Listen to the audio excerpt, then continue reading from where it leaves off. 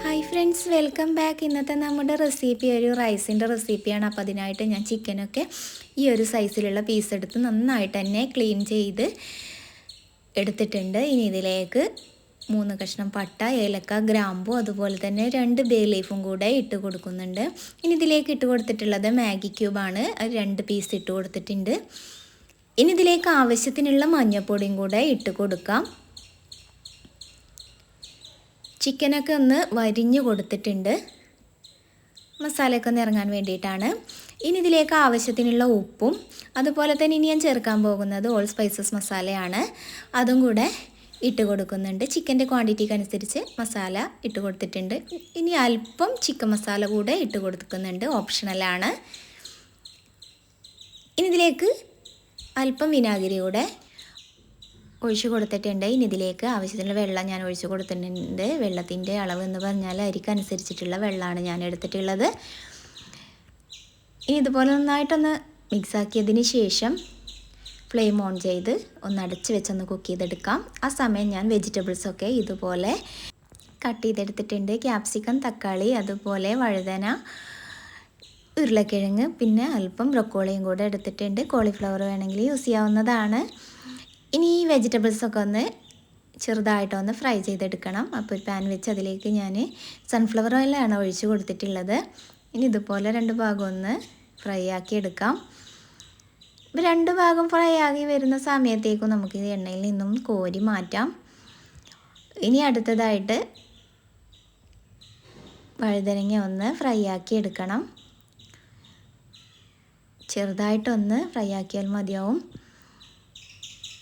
അപ്പോൾ വെജിറ്റബിളൊക്കെ നിങ്ങൾക്ക് ഇഷ്ടത്തിനനുസരിച്ച് യൂസ് ചെയ്യാവുന്നതാണ്. അപ്പോൾ വെജിറ്റബിൾസൊക്കെ ആഡ് ചെയ്ത ഒരു റൈസ് ആയതുകൊണ്ട് ഹെൽത്തി ആയിട്ടുള്ളൊരു ഐറ്റമാണ്. എല്ലാവരും ഒന്ന് ട്രൈ ആക്കി നോക്കണം. ഇനി ഇതുപോലെ ബ്രൊക്കോളിയും കൂടെ ഒന്ന് ചെറുതായിട്ടൊന്ന് കുക്ക് ചെയ്തെടുക്കാം.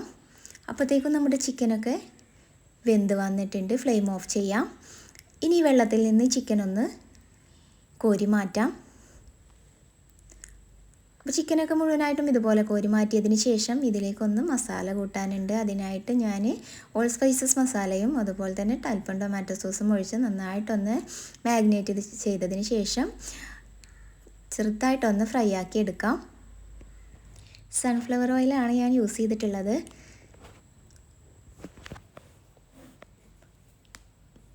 അപ്പോൾ ഞാൻ 2 ട്രിപ്പായിട്ടാണ് ചിക്കൻ ഫ്രൈ ആക്കി എടുത്തിട്ടുള്ളത്. അപ്പോൾ ചിക്കനൊക്കെ ഇതുപോലെ ഫ്രൈ ആക്കി എടുത്തിട്ടുണ്ട്.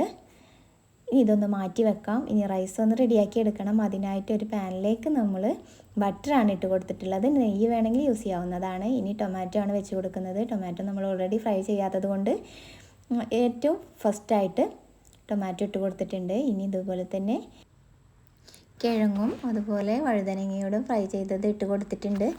ഇനി അതിന് മുകളിലേക്കായിട്ട് ബ്രൊക്കോളി ഒന്ന് ഇട്ട് കൊടുക്കാം. ഇനി അതിൻ്റെ ടോപ്പിലായിട്ട് ക്യാപ്സിക്കം കട്ട് ചെയ്തത് ഇതുപോലെ ഒന്ന് വെച്ച് കൊടുക്കാം. ഇനി ഇതിന് മുകളിലേക്കായിട്ട് നമ്മൾ ഫ്രൈ ചെയ്ത് വെച്ചിട്ടുള്ള ചിക്കനാണ് ഇട്ട് കൊടുക്കുന്നത്. അതിന് മുകളിലേക്കായിട്ട് ബസുമതി റൈസാണ് ഇട്ട് കൊടുത്തിട്ടുള്ളത്. ഒരു അരമണിക്കൂർ വെള്ളത്തിൽ സോക്ക് ചെയ്തതിന് ശേഷം നല്ലവണ്ണം വെള്ളമൊക്കെ ഒന്ന് വാർത്തെടുത്തതാണ്. ഇനി ഇതിലേക്ക് ചിക്കൻ സോക്ക് ഒഴിച്ച് കൊടുക്കാം. 1 ഗ്ലാസ് അരിക്ക് 1.25 ഗ്ലാസ് വെള്ളം എന്നുള്ള രീതിക്കാണ് ഞാൻ എടുത്തിട്ടുള്ളത്. ഇനി അടച്ച് വെച്ചൊന്ന് കുക്ക് ചെയ്തെടുക്കാം. അപ്പോൾ നമ്മുടെ ടേസ്റ്റി ആയിട്ടുള്ള ചിക്കൻ മത്ലൂബ് ഇവിടെ റെഡി ആയിട്ടുണ്ട്. അപ്പോൾ ഇങ്ങനെ ഒരു ഐറ്റം ട്രൈ ചെയ്ത് നോക്കാത്തവരാണെങ്കിൽ തീർച്ചയായിട്ടും ഒന്ന് ട്രൈ ചെയ്ത് നോക്കണേ. അപ്പോൾ ഇന്നത്തെ നമ്മുടെ വീഡിയോ എല്ലാവർക്കും ഇഷ്ടമായെന്ന് വിചാരിക്കുന്നു. ഇഷ്ടമായിട്ടുണ്ടെങ്കിൽ ചാനൽ ആദ്യമായിട്ട് കാണുന്നവരാണെങ്കിൽ സബ്സ്ക്രൈബ് ചെയ്ത് സപ്പോർട്ട് ചെയ്യാൻ മറന്നു പോകരുത്. അതുപോലെ തന്നെ ഈ ഒരു ഐറ്റം ട്രൈ ചെയ്ത് നോക്കിയതിന് ശേഷം ഫീഡ്ബാക്ക് അറിയിക്കാനും മറന്നു പോകരുത്. അപ്പോൾ വീണ്ടും അടുത്ത നല്ലൊരു വീഡിയോയുമായി കാണാം. Thank you for watching.